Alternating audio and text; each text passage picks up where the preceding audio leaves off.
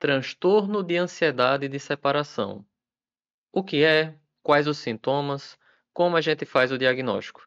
Fique nesse vídeo até o final e entenda todos esses aspectos.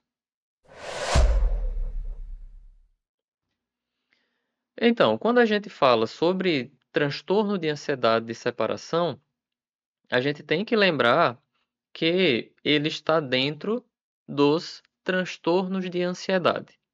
E para a gente estar falando nisso, é importante ter em mente que nós utilizamos o DSM, certo? Então, hoje a gente tem CID e a gente tem o DSM.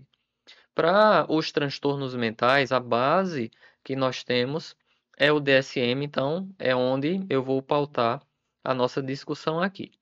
E a gente tem os critérios diagnósticos.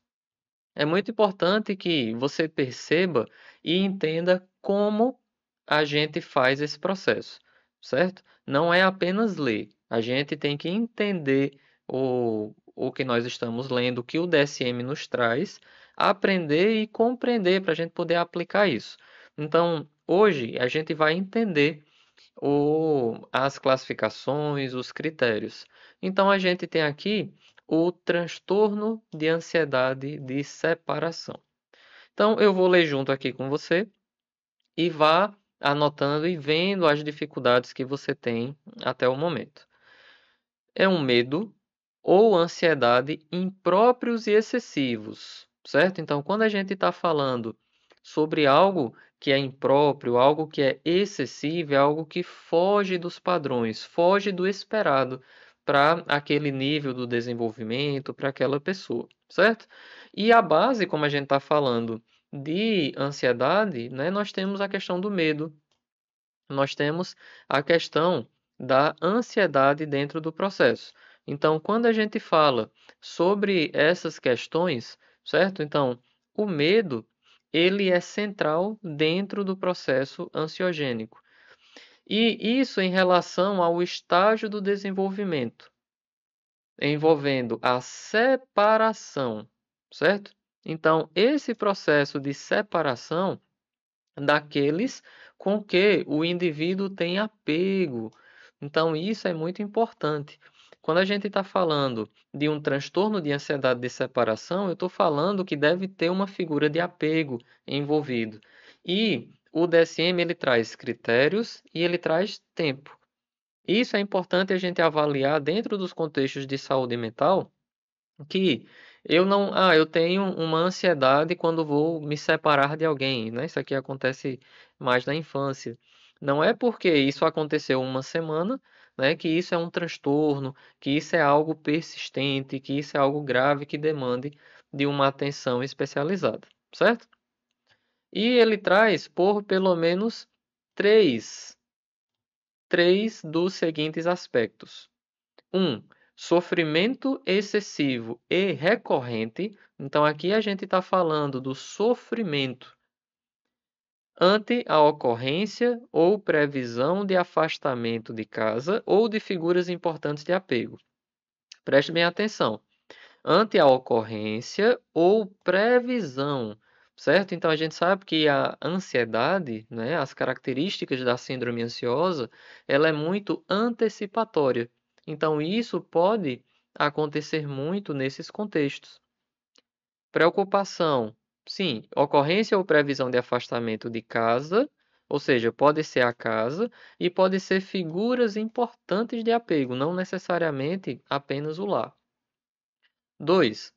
Preocupação persistente e excessiva acerca de possível perda ou de perigos. Olha só, possível perda ou perigos envolvendo figuras importantes de apego, como doença, ferimentos, desastres ou morte. Então aqui a gente tem essa preocupação, que é outra base da síndrome ansiosa. Então aí você já começa a perceber, né, os contextos associados ao processo do transtorno de ansiedade de separação.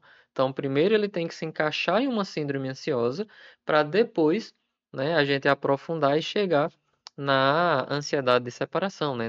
No diagnóstico nosológico, que é o que a gente está vendo aqui. Preocupação, novamente, persistente e excessiva de que um evento indesejável leve à separação de uma figura importante de apego, né? Que aqui é o critério 3. Por exemplo, perder-se, ser sequestrado, sofrer um acidente. E sempre a gente está falando nessa preocupação, ou seja, tem que ser algo antecipatório.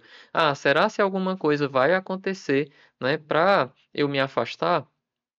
E isso pode trazer o quê? Uma relutância persistente ou recusa a sair, afastar-se de casa, ir para a escola, o trabalho ou qualquer outro lugar em virtude do medo da separação. Ou seja, você acaba evitando, né? Você pode, a criança principalmente, ela pode deixar, né, de ir para um lugar por medo do que pode acontecer. Então, justamente esse pensamento futuro.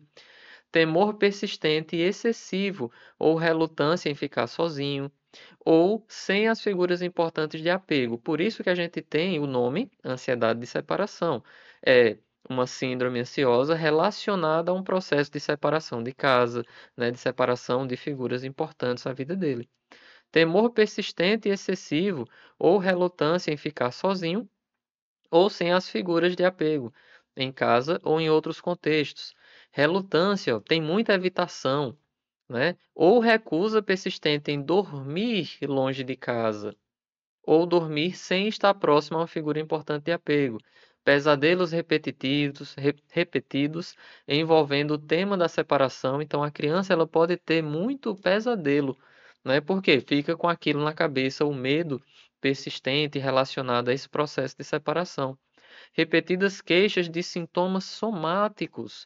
Ou seja, eu posso ter sintomas somáticos dentro do processo, como cefaleias, dores abdominais, náusea ou vômitos, quando a separação de figuras importantes de apego ocorre ou é prevista. Então, é muito essa questão antecipatória mesmo. O medo, a ansiedade ou a esquiva é persistente, durando pelo menos 4 semanas em crianças e adolescentes e geralmente 6 meses ou mais em adultos. Então, isso aqui é extremamente importante. Olha só, tem que durar pelo menos 4 semanas, se for criança, né? E crianças e adolescentes, e geralmente 6 meses ou mais. Então, no adulto, isso geralmente tem um período maior. Mas a partir de 4 semanas, ou seja, no mínimo um mês. Aqui eu já estou no critério B. Então, é muito importante você perceber que, por exemplo, o critério A é o medo, a ansiedade impróprios ou excessivos, que tem pelo menos 3 desses. Então, eu tenho aqui 5, 7, 8 características. Se eu tiver pelo menos 3 e durar pelo menos 4 semanas em crianças e adolescentes, 6 meses ou mais em adultos, né, eu tenho essa questão do transtorno de ansiedade de separação. A perturbação, ela causa sofrimento. Se não causar sofrimento, não é um transtorno mental significativo ou um prejuízo no funcionamento. A perturbação não é mais bem explicada por outro transtorno mental, certo? Como recusa de sair de casa devido à resistência excessiva, a mudança no transtorno do espectro autista, delírios ou alucinações envolvendo separação, ou seja, aqui você vai procurar os diagnósticos diferenciais. Então, aí você vai procurar o que é mais específico de cada coisa, certo? Então, nesse contexto, né, é o que a gente tem relacionado ao transtorno de ansiedade de separação. Eu tenho que ter os sintomas relacionados à ansiedade, ao medo, à preocupação excessiva, muitas vezes é antecipatória, né? E isso pode estar associado a contextos na infância, adolescência e no adulto. A diferença é que infância e adolescência, a gente espera pelo menos 4 meses para ser um critério, né, definidor do diagnóstico, e no adulto, 6 meses pelo menos, ou seja, não é algo de uma semana, né, não é algo de alguns dias, a gente tem que ter isso. E, obviamente, tem que ser um sintoma que traga um sofrimento clinicamente significativo ou um prejuízo importante na vida do indivíduo, na parte pessoal, no trabalho ou em outra área importante da vida dele. E, obviamente, eu sempre vou ter que procurar se existe uma outra condição, se existe um outro transtorno que justifique esses sintomas. E nesse contexto, é muito importante a gente ter em mente que, quando a gente faz essa avaliação, a gente está fazendo a avaliação relacionada a essa sintomatologia, né, a esse quadro clínico, eu faço a o processo avaliativo diagnóstico em saúde mental. Aqui eu estou falando do específico. Mas, além do específico, como eu vou avaliar? Então, aqui eu listei todos os transtornos específicos que tem no DSM. Né? Quando a gente está ali lendo os critérios, né, fica mais simples. Eu espero que você tenha entendido o diagnóstico específico, mas para a gente chegar nele, a gente precisa de um passo a passo para descartar, né, e fazer o diagnóstico diferencial com outras condições. Então, eu criei o meu próprio método e dentro do método tem a matriz DMA. É a forma que eu consegui simplificar todos os transtornos, né, em um único gatilho mental. Então, eu tenho aula aqui no canal explicando bem direitinho, passo a passo, como eu criei a matriz e como aplicar. E se você quiser entender mais, você pode acessar o meu curso. Então, eu tenho um curso diagnóstico, né, relacionado, tá na plataforma Hotmart, aqui tá um resumo, né, tá a ementa do curso, onde você pode ver isso, e dentro da Hotmart você tem acesso a mais informações bem mais detalhadas sobre o curso. Se quiser se aprofundar em como fazer a avaliação diagnóstica de todos os transtornos mentais para facilitar o teu diagnóstico sindrômico e também facilitar o diagnóstico nosológico, você pode percebendo lá, certo? Então, no mais, eu agradeço muito por você ter ficado até aqui.